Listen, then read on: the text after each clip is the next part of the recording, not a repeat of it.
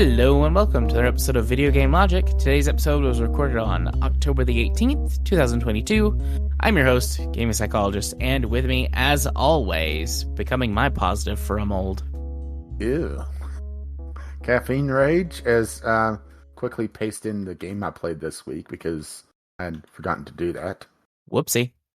On today's show, we will, of course, be talking about aforementioned games we played. Sims 4 goes free to play. Sims 5 is teased. G4 is As Dead As Stadia. Stadia exclusive Outcasters to disappear with Google's platform.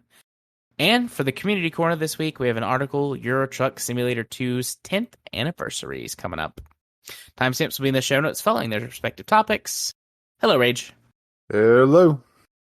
Yeah, now that I think about that, my weird intro thought, that would be really bad. Resin is hella toxic. I mean, it's not like going to kill you if you just touch it or breathe in a little bit, but resin exposure... it depends on the resin too, right? Yeah, true. Some are worse than others, but that much direct exposure, you would probably get cancer and die. I'm very sorry. Well, to be fair, everything gives you cancer these days. True. Very true. Yep. Y'all are going to get a huge... Whenever that Franken content comes out, y'all are going to get a huge chunk of me talking about my new 3D printer. And probably in a week or two, that'll show up in a more refined context, air quotes, refined, on the main show, once I've kind of gotten a hold of what I'm doing. But I bought a 3D printer, and it showed up. And I've done a couple of prints on it. For anyone who's familiar, I did the Rook test print, because I think everybody does that. And then I printed a U-Wing from Star Wars and cured it. I'm going to paint it. It's just gray right now. I bought just a flat gray resin because I intend to make and paint minis. And that's just a really good color to paint over. But yeah, I've been having a good time with this thing. And I can't wait to dump a ton of pictures in the Discord. Woo. Woo! How are you? What have you been up to? What's going on? As if we haven't been talking for about an hour. Right. Yeah. Well, I had a peaceful weekend, so there is that. That's good. Getting excited for the new RimWorld expansion. I'll probably be talking about that in like 2 weeks because we have a little game club next week. We do indeed. But speaking of games, let's talk about games, right? Let's talk about the games we played this week. So this is a game I've been playing on and off for like 2 months now. This is another excursion into the, what was it? The Career Builder Humble Bundle from who knows how long now. Yeah. That had a bunch of like Sims and just dad game stuff, you know? Yes, my kind of games. Well, one of them in it was Parkitect. One that had actually been on my list for quite a while and is one of the primary reasons I actually picked up that bundle because, right? Right. So, for those who don't know Parkitect, it is essentially the spiritual sequel to Roller Coaster Tycoon. The first two, at least. That's kind of the cutoff point that a lot of people put on the Roller Coaster Tycoon series. Then 3 went more into like sandboxy stuff, which is where Planet Coaster kind of comes in. Well, Parkitect is leading more onto the old school Roller Coaster Tycoon with a lot more management features as well. And I've really enjoyed my time with it. I'm far from beating this game, let alone actually getting the DLC. I kind of want to get the DLC before going too far in it, though, because, right? Right. So, it's very old school looking. If you look at some of the screenshots, it looks like, essentially a polished up Roller Coaster Tycoon with its more grid-based, design compared to Planet Coaster. And there is a lot of comparison back and forth between Planet Coaster and this game because they kind of came out around the same time, thereabouts. Mm-hmm. This one is more focused on the management style of things, or management side of things, I should say. Where it Planet Coaster, it's very hard to fail unless you're absolutely trying to.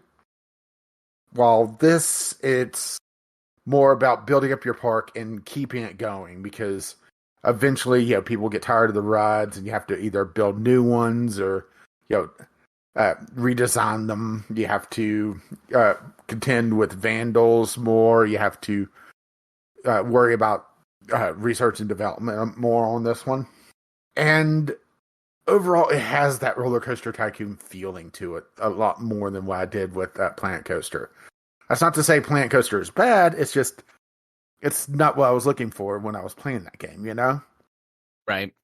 That said, the management side of things, it does sometimes feel a little random because certain events that may happen outside of your control can vastly swing things. One example on one of the campaign maps, essentially, you get a handful of maps that you can play sandbox mode, and as you play the campaign, you're unlocking more and more maps. And all the campaign maps, you're given a plot of land, a budget, and some sort of goals. Like, I get so many people in the park, and if you do it before a certain date, you get an extra star for that level, and collecting so many stars unlocks the next level. Pretty basic progression, with some being a lot tougher than others. Like, get 700 people in the park, have no debt, and some of the goals could be like, and have no roller coasters, or use no blueprints, that sort of thing. Which we'll get into blueprints and stuff as well. Well, it can sometimes feel a little bit random whenever a part shortage is making it so that roller coasters are less safe than they normally would be, and they either break down more or they just crash. And if they crash and people die on your roller coaster, well, people don't want to go on that anymore. Right. That makes sense. Although at times, if I have built this like perfect coaster, well, perfect for the area it's in, because that's kind of also the thing, is that there's different needs for different coasters, and as like in the real world, there's no such thing as the perfect ride, because it might be too intense for someone, or not be nauseous enough, and you might have somebody that's a thrill seeker that would scoff at a more leisurely ride. Right. The one that crashed on me, I just saved it as a blueprint and I rebuilt it exactly what it was. And because I'd torn it down and rebuilt it, it counted as a new coaster, even though it was exactly the same. Right? Yeah. So just real quick, I have seen Parkitect. I own Parkitect. My kid has played Parkitect. I have never played it. Okay. Are you going anywhere with that, or is that no? I just wanted to say that, like, right off the top, like, I haven't played it, like, not because it looks bad or whatever. I've just never played it, so I kind of know some of the things you're talking about because I've seen my kid play. Yeah, it does have a more refined roller coaster builder and more options. Like, certain coasters could tilt the track more than others. Some could go full inversion. There's other types of rides that use the same building mechanic. Like, there's a water ride that has a water cannon that you can enable and disable to have a more interactive element for the ride goers, which boosts their excitement. That sort of thing. Mm-hmm. But where this game really differs from Roller Coaster Tycoon, outside of more random events happening, like I said, there could be shortages of different items and that sort of thing that raises and lowers prices, or a crash near your park may deter people, or a nearby park may be suffering from some sort of issue that could drive more people to your park. Which, like I said, there was a little bit of randomness in, but it's not so bad that it feels like I'm winning or losing because of them. most of the time. Where this game really differs from Roller Coaster Tycoon is, two mechanics. One is the back of the park stuff. Okay? Where in Roller Coaster Tycoon, pretty much everything was handled with magic, Stores never ran out of stuff, and you didn't have to worry about the logistics of your park. In this game, you have to handle it somewhat. I mean, you don't have to go full out, lay down, like power and everything. But you have to handle the logistics of shipments to different shops and having it where people go move around easier out of sight. So, in order to do that, there's like supply depots that could transport goods underground to a set location, where your haulers can haul it to different stores, and this could all be hidden by facades of buildings and such, to make the park experience more immersive for your park goers, which boosts your rating, which makes the people more happy and more likely to stay and spend more. And it's an interesting mechanic of figuring out a balance of just how efficient you could be, how much it costs to make that efficiency, but also, what you can hide from your park goers. A good example of this is like having a midway that's full of shops. Well, you could hide that behind like fencing and stuff to between the shops, so that the workers could access the back of the shops with dedicated pathing, and restock the shops and clean the shops from behind so that people can't see that. But it costs more to set it up, right? Right. And that also kind of ties into the idea of, okay, now do you want all your shops in a central location? Or do you want to spread them out? Because if you spread them out, you either have haulers, walking along the paths in front of your guests, which lowers your rating because they don't like seeing, well, there's, somebody in a jumpsuit carrying, a box full of umbrellas, right? Yeah. So if you set up where, there's like a secondary location, you either have to set up all the stuff to support it or take just a ratings hit. And it makes for some interesting design, Yeah. And that kind of ties into just design in general, is that making your park pretty in Roller Coaster Tycoon and Planet Coaster was purely subjective, There was no actual in-game mechanic for how pretty your park was. To a degree, I should say. There was some sort of rating, if I recall correctly, in Planet Coaster, but nothing that was a direct mechanic that impacted how your park was performing. In this game, there is. So all the cosmetic stuff essentially produces an aura around it that increases the attractiveness in that area.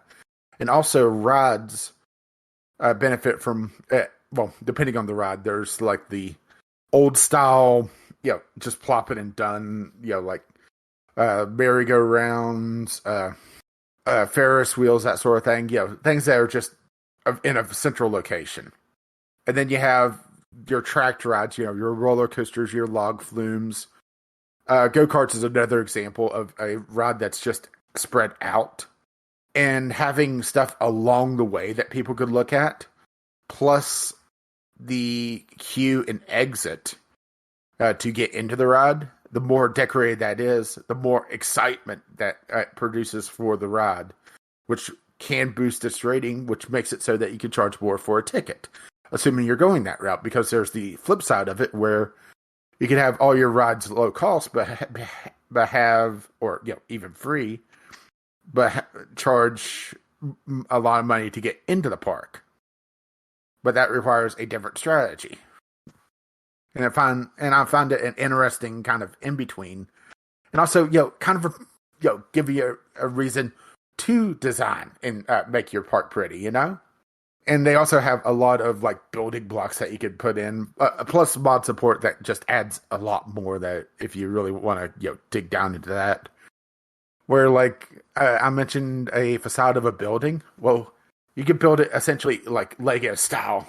Snap walls together, put a roof on it, put like a little balcony on it.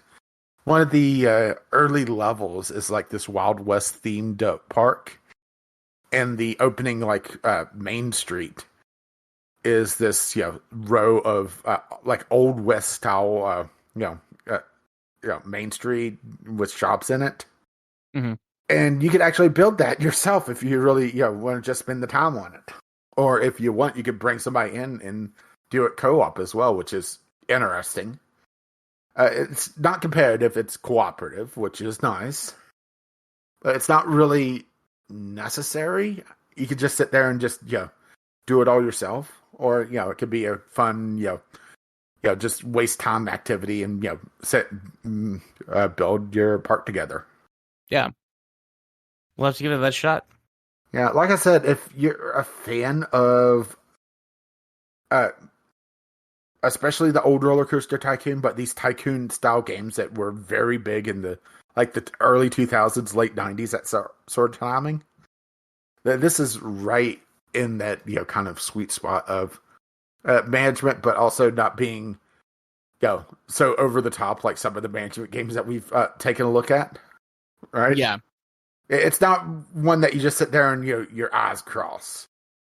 And they have a fair number of mods and stuff that you could download to.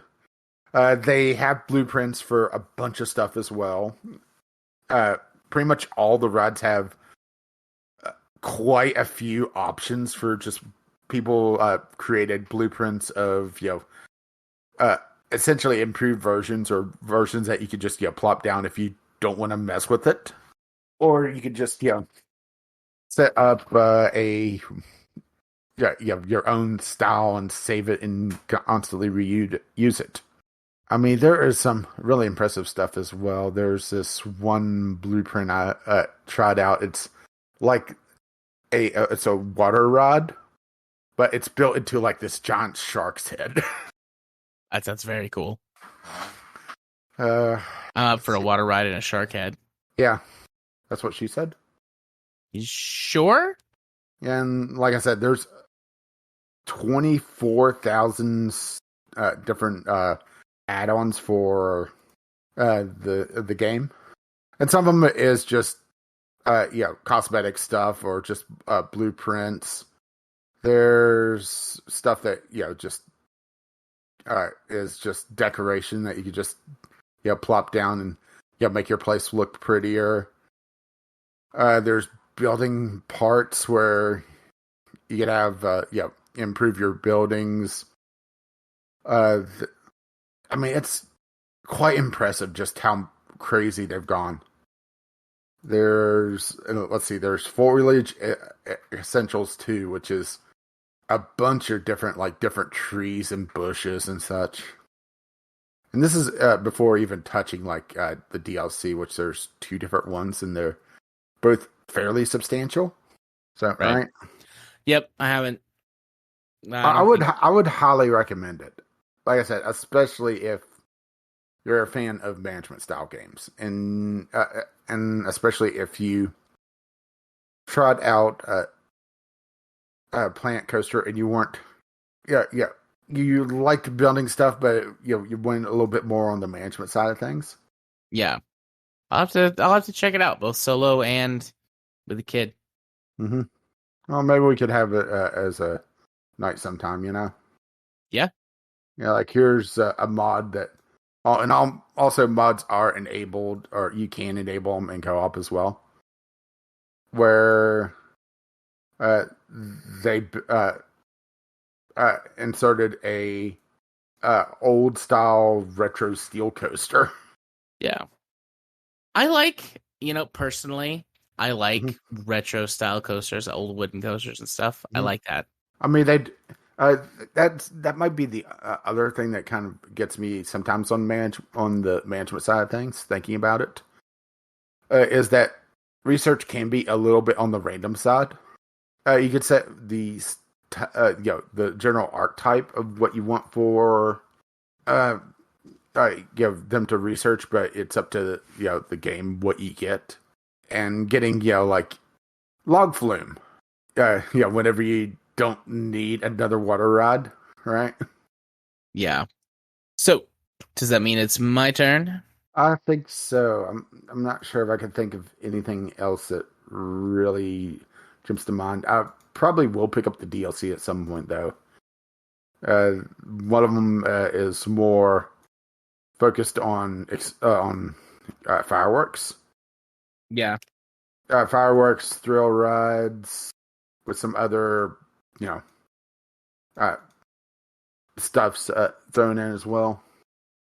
And both of the DLCs have new challenges as well. Although some of the people I've seen really dislike some of the challenges on the bigger DLC because a lot of it is you can't build while paused, which is hurtful, right?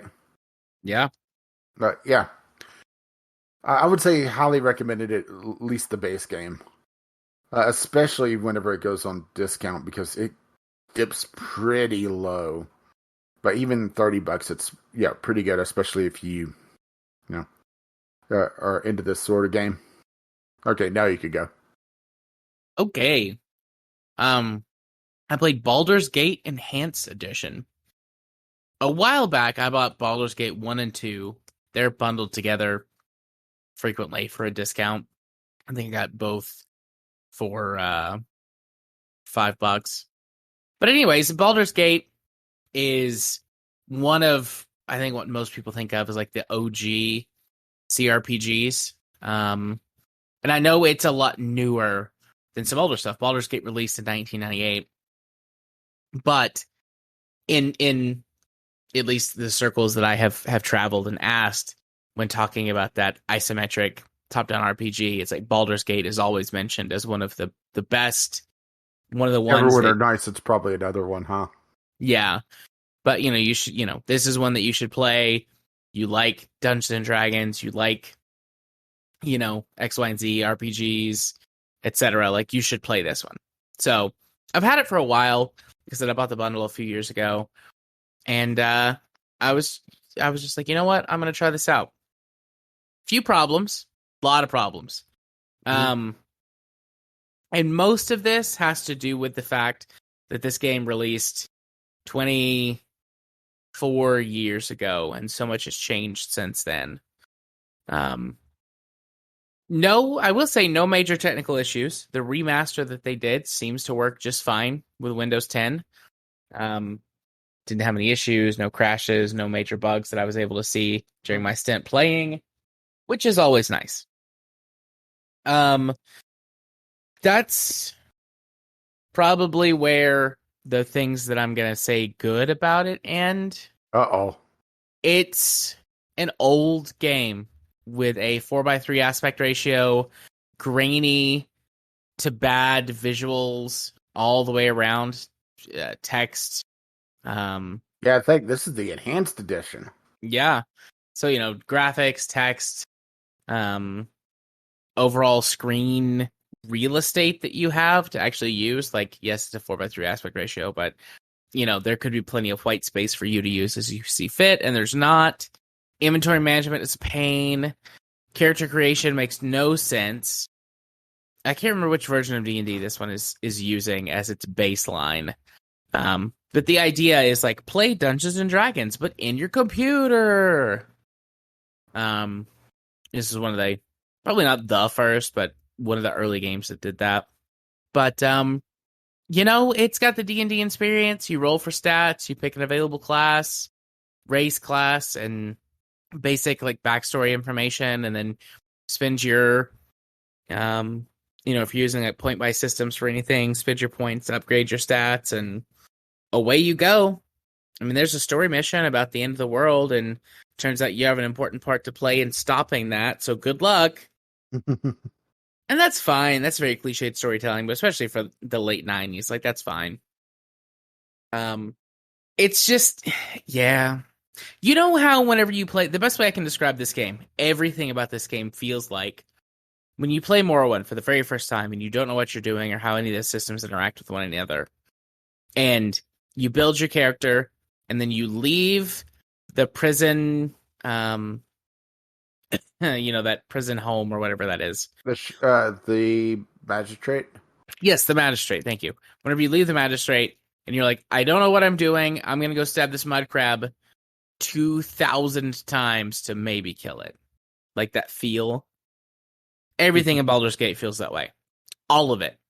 So, and again, I think this is a product of game design and storytelling from the era. I don't think that this game is bad. It just doesn't hold up to modern standards. It hasn't aged as well as people would say. Yeah. Yeah. So, technically, it's playable. Technically, it might be great. Technically, the storytelling could be awesome. But realistically, I stopped playing it within a few hours. There's probably other problems too that I didn't realize. Right now. Nice. Yeah, there's probably other problems I didn't realize in combination with like the magic system and what it can do to you and so on and so forth. But it's fine. It seems fine. Yep, that's it. Baldur's Gate. I never played Baldur's Gate back in the day. I got into Neverwinter Nights, which I've never played Neverwinter Nights. It's the same kind of idea. Yeah. If I remember correctly, it was more 3D though, or not isometric, I should say. I can't remember if it was full 3D. Actually, I think it was. But there was a lot of, or at least back in the day, there was story packs that you could download. Yeah, that would make sense. If they exist now, I didn't see them. I don't think Baldur's Gate really had many, but yeah, there was like a primary campaign for Neverwinter Nights, but there was also the creator mode that you could build stories on.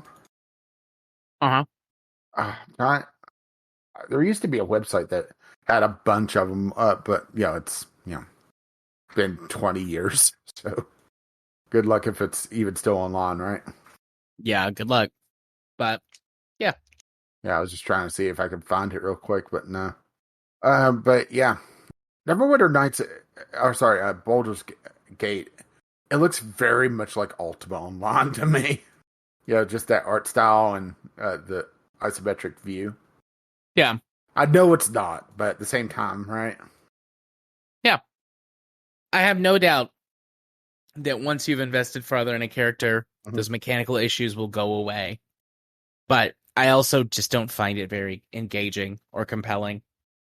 Well, you're also looking back at it without the rose-tinted glasses. Oh, yeah. And I totally understand that. All of it. I'm looking back on it. I don't have nostalgia for it. Sort of like if somebody had only played Skyrim and had to go back and play like Arena, right? Oh, God. That would be interesting. I'm Terrible, not even going, probably, but interesting. I'm not even going Morrowind. I'm going like the first Elder Scrolls game and having to deal with, the completely different game style, essentially. Because that's the thing, is that CRPGs, they've evolved, but at the same time, they haven't. So some of the stuff that Baldur's Gate has, is still there in like Pillars of Eternity, right? Yeah. But some of it isn't. I will say that if what I recall of Baldur's Gate, mind you, like I said, I hadn't played it. It's a lot more freeform than some modern CRPGs. That does seem to be the case. I could go anywhere pretty much from jump, and could ignore or accept quests at my own leisure. Mm-hmm.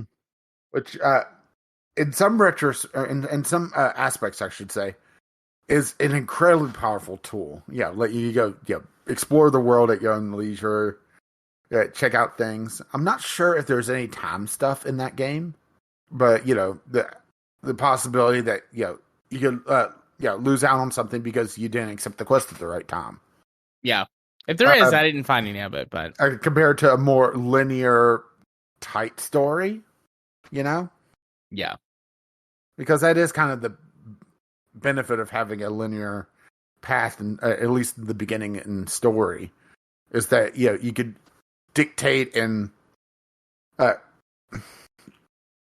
curate exactly the experience instead of, well, we don't know what the player's going to do because they're free to go wherever the hell they want.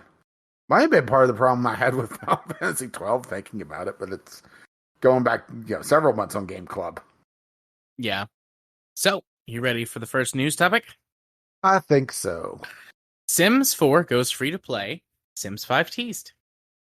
So, Sims 4, the first hit's free now.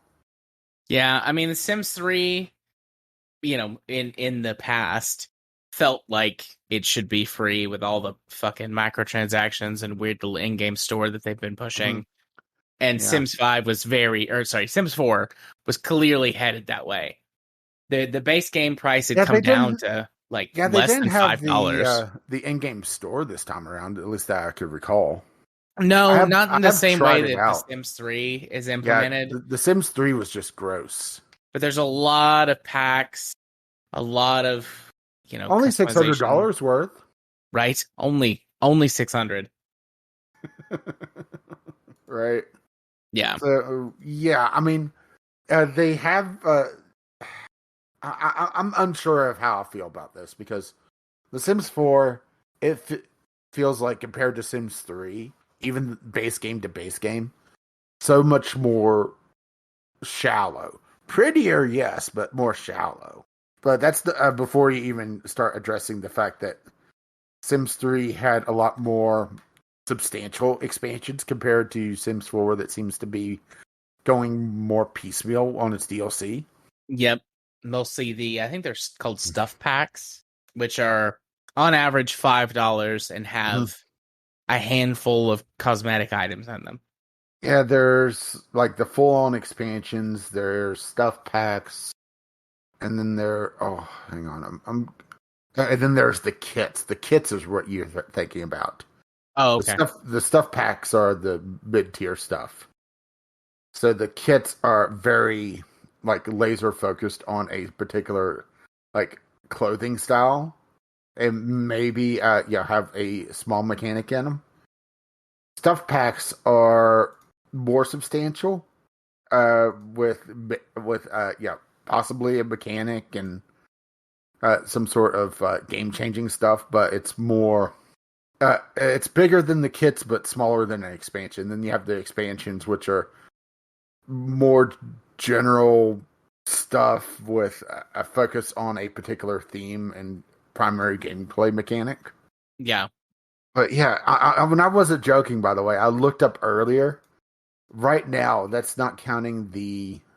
that's counting the sales, which all the DLCs, all the main expansions are 50% off, with some of the stuff packs being 30, and actually none of the kits are on discount at all, which is just rude.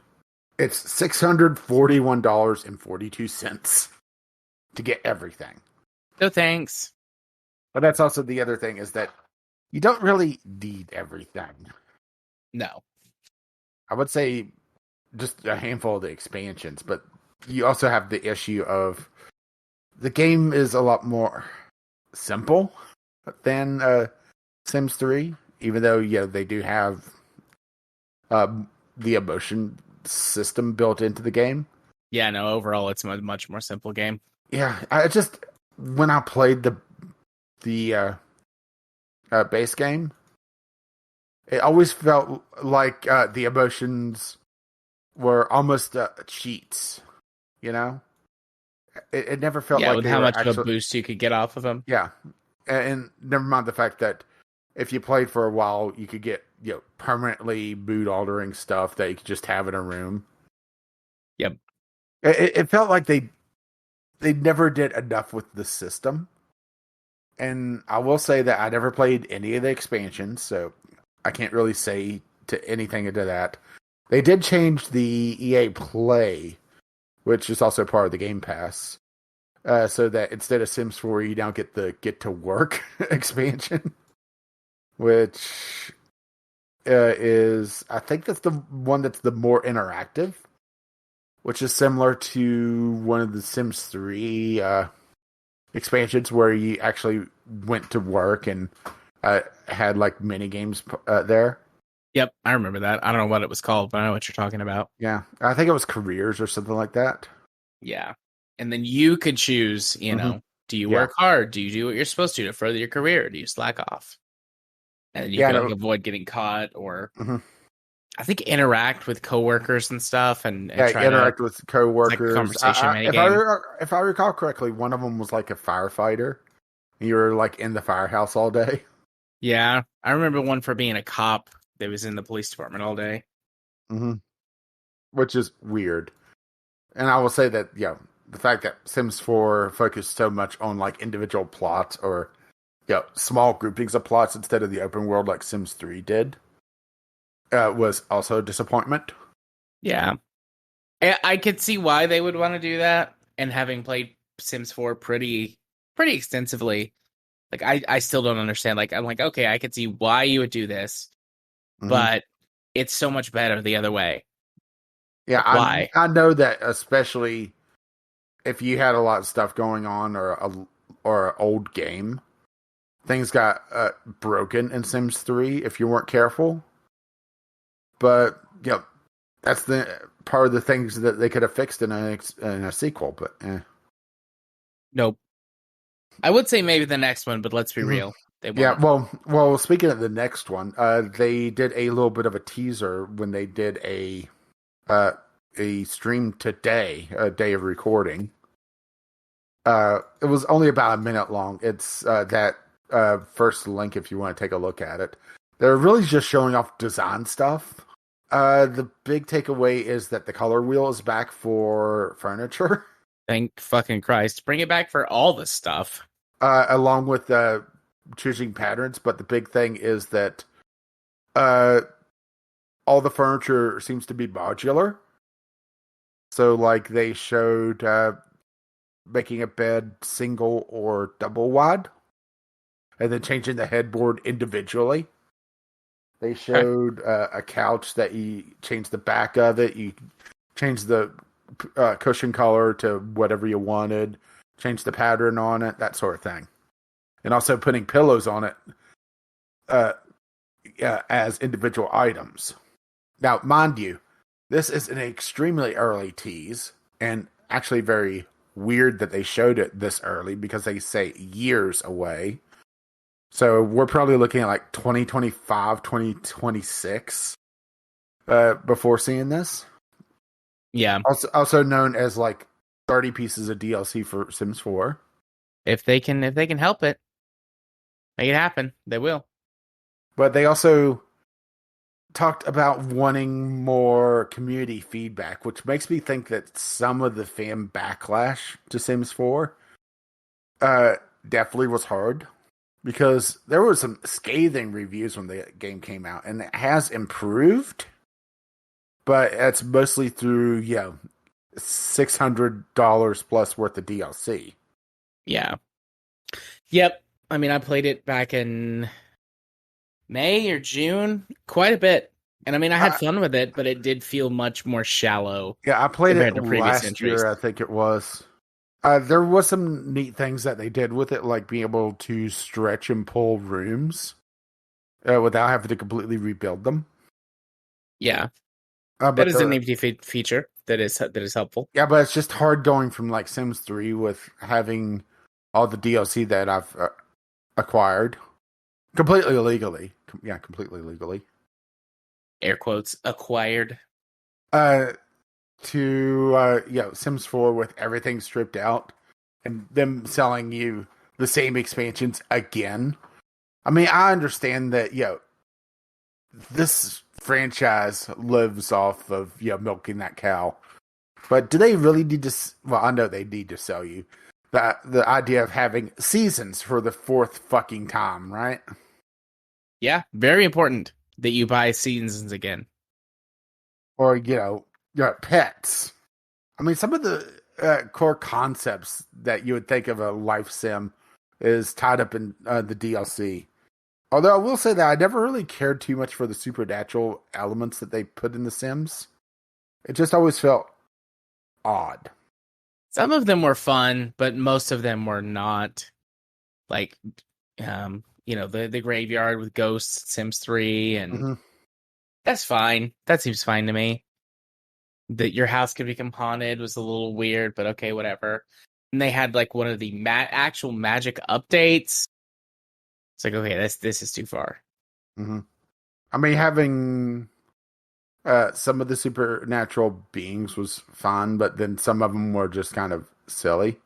Like they put werewolves in, but never really went all out with them. Yeah. Although the idea of having the plant hybrid people was interesting, especially since it changed the gameplay substantially, or at least it Right. did in 3. I never tried it with 4. I think that one's tied behind the DLC somewhere. So anything else you So, want to mention about this? Or are you ready to go on to the next I one? not really. I mean, I will say that it is quickly gone up the ladder on on number of players on Steam. It is. Hope I hit the wrong thing because Steam has changed their stat page since the last time I looked. It's number 14 right now with 42,000 people playing, which doesn't sound too impressive. Number 14 when you realize that that's total, right? Yeah. I mean, it is ahead of Cyberpunk, ahead of Final Fantasy 14 Online, which I realize Final Fantasy 14 is on other platforms. Other platforms, yeah. It's ahead of War Thunder. I mean, just going down the list, right? Yeah.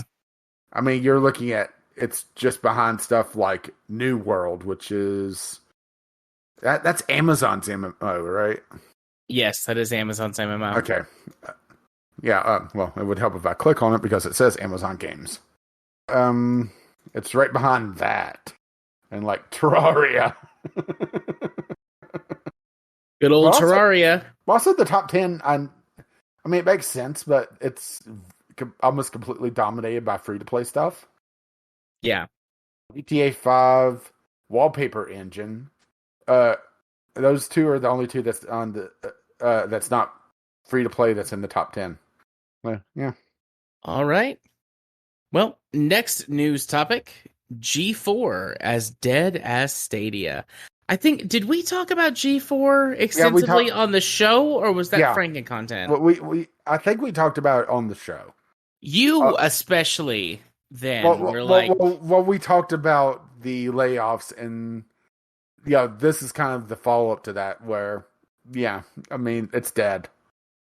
Comcast pulled the plug. yep. And they had let a bunch of people go 3 weeks ago, and Yeah, wasn't they looking good had. for them. Yeah, then they had the one woman that was basically celebrating. Haha, I survived. No, you didn't. Get the fuck out. To me, G4 is almost like a perfect case of not knowing what they want to be because they were trying to tie into nostalgia of people about my age, perhaps a little bit younger. But they then targeted the demographic of 20 somethings who have no, nostalgia for G4 to try to, boost that. They had a 200-person team and then basically put out a handful of shows a week on Twitch with some on blanking on the cable provider that they had a partial contract with that they would put shows out on, but they were essentially a massive team for essentially a Twitch channel with some YouTube content. Mm-hmm. And they never even had a full-time schedule. It would be a couple hours every couple days with that massive team.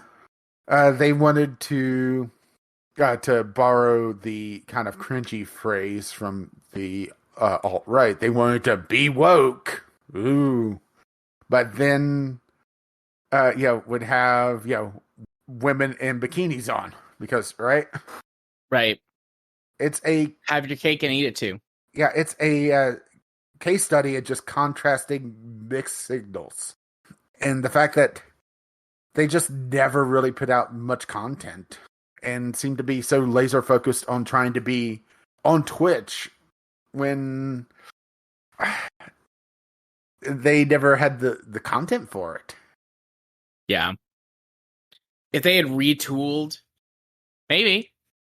But I'm guessing their corporate overlords would not let them. I mean, that's also the other thing is that they have had a corporate, overlord. And that's kind of dictating, I would imagine, at least some of their content, saying that they have to do it this way. It has to look, professional. Yeah. When, honestly, I think they could have had at least some interesting stuff with, just gameplay.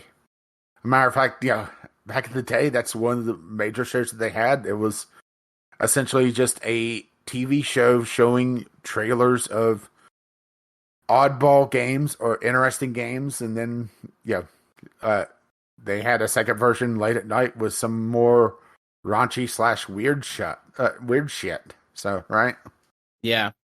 and okay, this might be a slight celebration because they did kill Tech TV, which I absolutely loved back in the day, but it's also it is gaming centric, and right. Yeah. So my what am I trying to say? My experience with modern G4 doesn't really make me miss them. I mean, combination of a lot of the things that you've been saying, like not a regular schedule, didn't have the right kind of content, that kind of thing. And it feels weird. I had this conversation with you on Sunday, I think, because of the Rooster Teeth deal of like, I wonder if anyone has done a study that has looked at things that people enjoyed when they were younger and have nostalgia for, and then they find out like something terrible happened or has happened that kind of clouds that image for them. I'm under no like whimsy that G4 previously G4 was extremely was. cringy. Yeah, I was gonna say it was anything other than cringy, but I still enjoyed it. At the time, there was nothing like it that was easily accessible. And that's kind of the thing is that they were trying to fill a niche that they had back in the day that just isn't needed as much anymore. Is there a space for a more professional side of game streaming and talk shows and sort of thing? Absolutely, yeah. But the thing is that they were so focused on trying to make it a TV show that they weren't playing to the space that they were in. Yeah, there's no way get away from them. Yeah, there's no way that they should have had a 200-person team. A 200-person team on less than 6 hours of content a week. Mm-hmm. And I'm guessing on how much content they were putting out. It was like one show every other day, or maybe two shows every other day. It is not much. I'm double checking the article to see if there's anything that we're missing. It's pretty short. Mm-hmm. I mean, the writing was pretty much on the wall a few weeks ago when they did the massive layoffs. I mean, the fact that this happened, it isn't a shock, right? Yeah. So this says G4 had a multi-year agreement with Twitch as well as pay TV distributors, Verizon, Fios, Cox, Xfinity TV, and Philo. Mm-hmm. So it looks like, if I'm understanding that correctly, there might still be a chance to do something to, quote unquote, resuscitate it, but seems very unlikely. Mm-hmm. Yeah. So I just was processing my thoughts there for a moment, trying not to fall asleep. Well, I didn't realize G4 excited you that much. G4 bores me in its modern incarnation. Part of me wonders, looking back at the old content, how cringy it would be.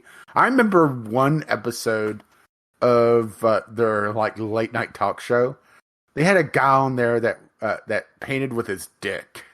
And no, I'm not joking. How does that work? Very small strokes. Touche. If I recall correctly, he laid the canvas down on the floor and basically like dangled. Obviously, not very bad. No. But they tried to show him painting, and it was just like massive blurs, right? Yeah. Didn't make for compelling TV. I mean, obviously memorable TV, but probably for the wrong reasons. Yeah. Reasons. Wink. So, speaking of things going away. Yeah. Stadia exclusive Outcaster to disappear with Google's platform. So this is the sole exclusive game that Stadia had? Or that, so it's going away. I mean, they were talking about attempting to port it, but from the tweets and everything I saw, it's essentially too difficult to try to port because it requires too much of Stadia's backend to work. It's a third-person, like, top-down shooter where you're a wizard, Harry. You're a wizard. You're a wizard with a few different game modes. Essentially, capture the flag, battle royale, and like team deathmatch. From what I understood of the game modes, and the big mechanic of it was the spells that you cast. Well, one, it has like a roguelike mechanic where you could get power ups during the match that could either help or hinder you. And you have so many slots that you could hold them. And depending on the combinations, it could make for some really weird shit. And really mess up your game if you're not careful. I'm not sure if there was an option to drop them or if you were stuck with them until you got a new one or what. But the other thing was that, you didn't shoot in straight lines. All your spells like curved and you had some control over this. So one of the gameplay videos I saw, it like had this. It looked like they were like shrunk down and on like the circuit board, and there were capacitors and such, and there was like one person curving shots around this capacitor, hitting people that were out of line of sight of them, and it was interesting, but it also didn't seem like there was a lot of variety and stuff, because pretty much all the maps seemed to be shown off in this video that was under 10 minutes. And like I said, they said 3 game modes and just a handful of maps.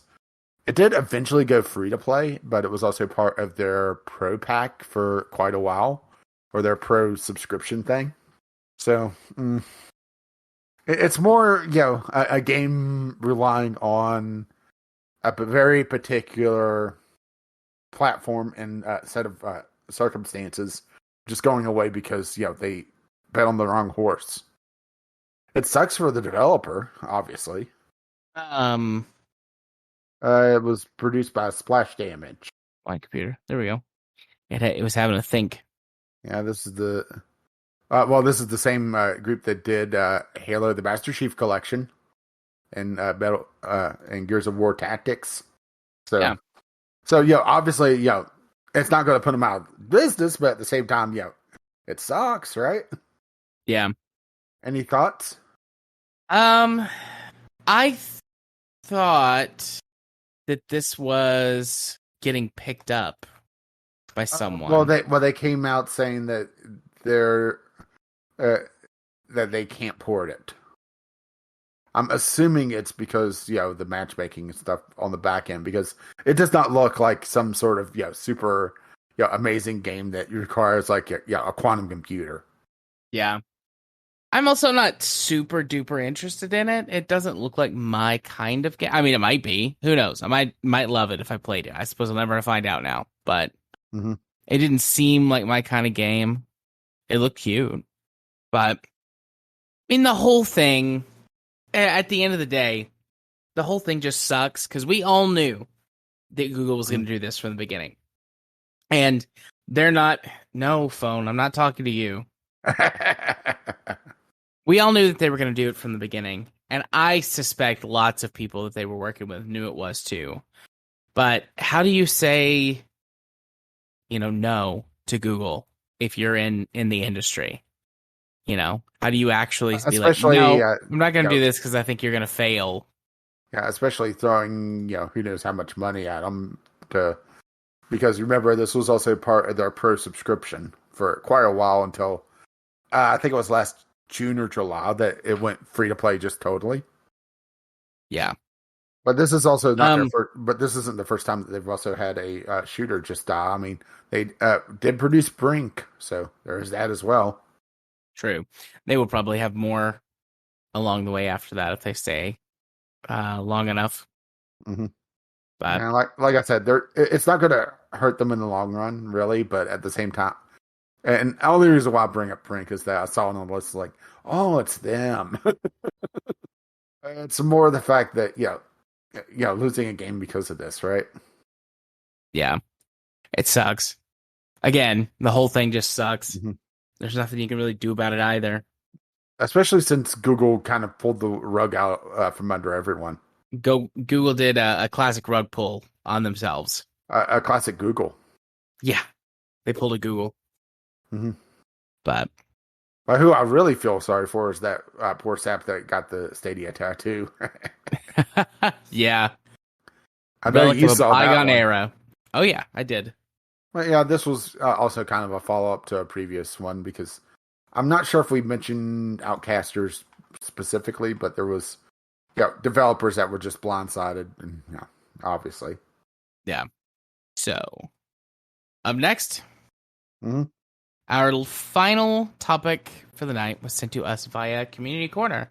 Rage, how can people do that if they want to send us something? Well, if you wish to do so, you can go over to vglpodcast.podbean.com, and there's a link to all our stuff there, which means that you can drop by the Discord like Jim did and let us know about this. You could go over to Twitter and tweet us VGL Podcast, or you just email us vglpodcast@gmail.com. Indeed. So as of today, Euro Truck Simulator 2 is 10 years old. Woo. I'll bake a cake. It's so interesting to think about Euro Truck and its history and where it's been, and the fact that they released another game that was all functionally identical, different, but mostly cosmetic differences. Mm-hmm. But developing for both of these games at the same time, which granted to my knowledge, they share pretty much the exact same code, which I think would help. But still, it just seems like a lot of work. Differences between European driving and American driving, especially with how the trucks are built. So it's I don't want to say just the same game twice on that one. Yeah, it isn't. No, it's not the same game, but it's very close, it feels like. But anyways, just it's interesting to think about the history of this game and what it has seen when our world has been through some crazy shit the last hell, just forever. COVID alone, let alone, the whole Russia thing. Yeah. And they still have that on, who knows when that's coming out. Yeah. But it's just interesting to think about. There were people who could have started playing this when they were, very young, not even, just like a teenager, and they could have played that up until now. Thinking about that, like a game that is active and in development and has a community that loves it. There are not a lot of games that I think can say that, that someone could have stuck with it for that long and could have been such a huge part of their lives. Even if it was just in the background.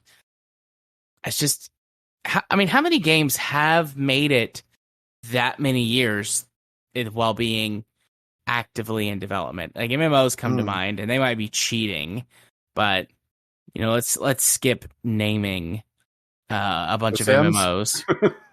I guess, yeah. The Sims. When did Sims 4 come out? Although Sims 3 is still it's not in active development though. 2014, so it's coming up on 10 years. Okay. Yeah. Oh, I got one. It's one of my favorite games, Dwarf Fortress. But that's just a bad man. So I'm Let not me sure if wait. that counts. Yeah. I don't know. I think so. I mean, Dwarf Fortress is looking at like 20 years of development now. I mean, a lot of these little small passion projects, are this old. Because another one that's kind of in that vein is Unreal World, and oh damn, that's ancient. I don't think I've ever seen Uh, that. Unreal that's not Worlds, you that, said? yeah, Unreal World. It's 1992, so that's 30. Mm-hmm. It's like early. Hang on. It's a wilderness survival roguelike RPG in the ancient north. I mean, it is stupidly complex. Yeah. And also, very old looking.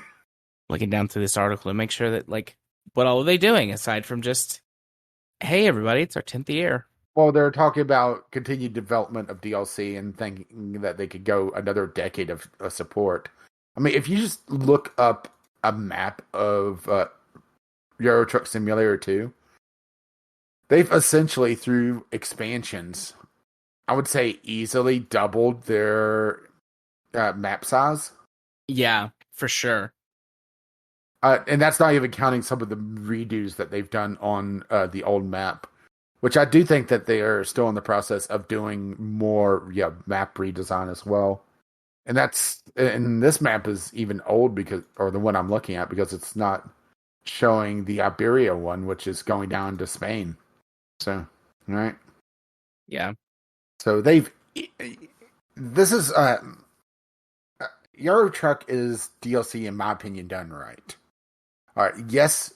Is there a lot? Oh, fuck yeah, there is. I mean, you're looking at $250 worth of DLC, but the core of it, the map packs, are fairly cheap for what they are. Yeah. I mean, the more recent ones are more expensive, but the older ones go real cheap, and that's not even considering sales. And a lot of it is just cosmetic, you know, uh, paint that only you're gonna see. Oh, yeah. So you see like the Viking Legends DLC, and you think, oh well, that truck looks cool. I want to drive that truck. Well, there you go, right? Yep. You can see in multiplayer what somebody's custom skin looks like, but I don't Yeah, think but that's as big of a problem. yeah, but honestly, I just stay away from the multiplayer. Yeah. Because we tried it and it was It was. okay. I think it's more the fact that we were expecting something different. Yeah. But treating multiplayer as like just a chat room to just get on, right? I think would have made more sense. Yeah.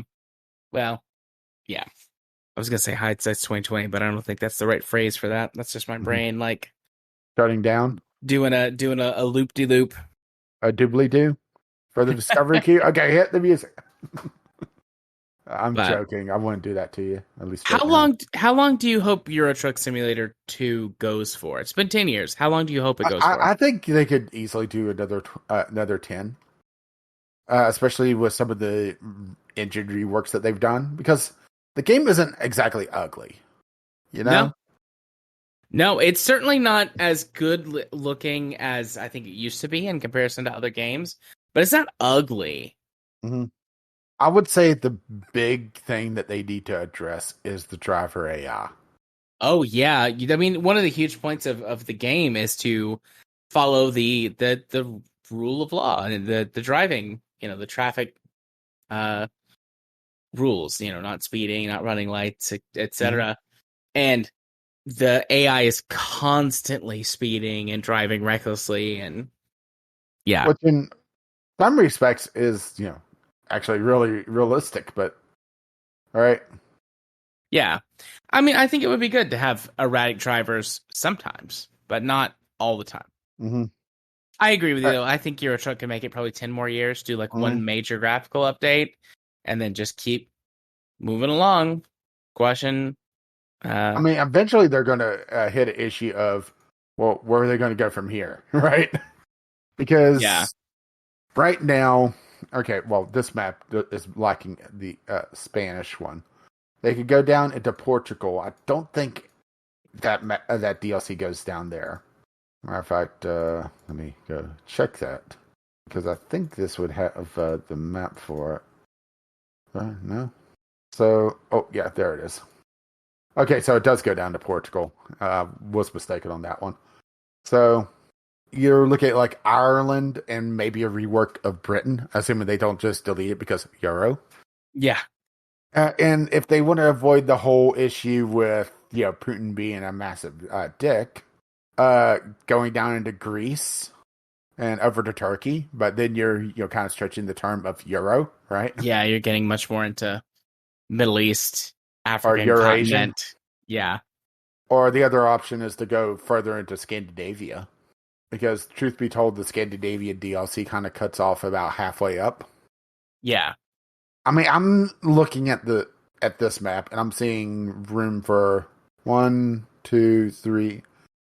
major DLCs before you start hitting the issue of Russia, which was due to come out when Putin decided to hey, let's be a massive asshole. Posturing. Mm-hmm. So yeah, I definitely see room for expansion, but at the same time, where else are you going to go, right? Yeah. I think the other thing might be reworking some of the old map because I know that they did Germany, redid that.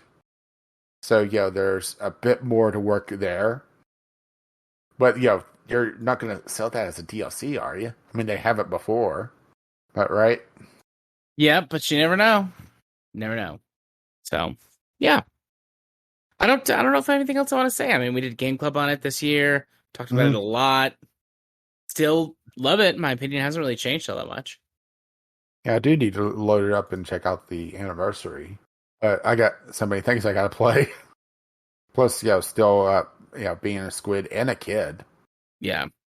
Well, hey, Rach, how can people contact us with stuff if they want to? Well, once again, you could drop by our website, vjpodcast.podbean.com. And you can find a link to our Discord. You can find a link to our Twitter. You could shoot us an email over at vjpodcast@gmail.com. And what are your socials? Why don't you hit them with them socials? Well, I don't want to hit them too hard because, they may bruise. And that's rude. My socials are Gaming with CR on the Twitter, and if you wish to be my friend on Steam, you can do so over at Caffeine Rage. And you've been? I've been Jared. You can find my stuff on Twitter at JMA4707. Played Vampire last week, so that got streamed. So remember, I stream occasionally tabletop games. So if you want to see them, well, I don't stream. I participate on a stream that people are playing tabletop games, and currently I'm running a Vampire the Masquerade campaign that when we play, it is streamed. So that's twitch.tv/runic arts to check that out when he's streaming if you're interested. And then otherwise, you can be my friend on Steam or on Discord. JArthur4707 is my... Yeah, you'll print them a rook.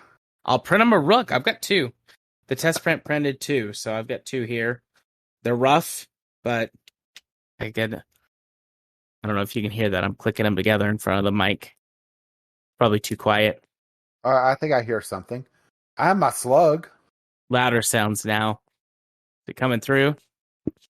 All right, I stopped banging them together. Well, I couldn't tell, so.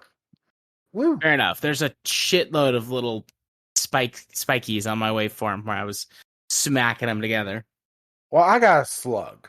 I also got Frieza, but he's also a little bitch, so there's that. The slug is adorbs. Something else that's adorbs is, well, our outro stuff. Correct. Once again, you could reach us, vglpodcast@gmail.com with your letters, voicemails, game-related topics, or you can tweet them to us at VGL Podcast on the Twitter. And if you wish to drop by the Discord, you'll find a link to that over at vglpodcast.podbean.com. And if you wish to spread the love, you can find us on your podcatcher of choice.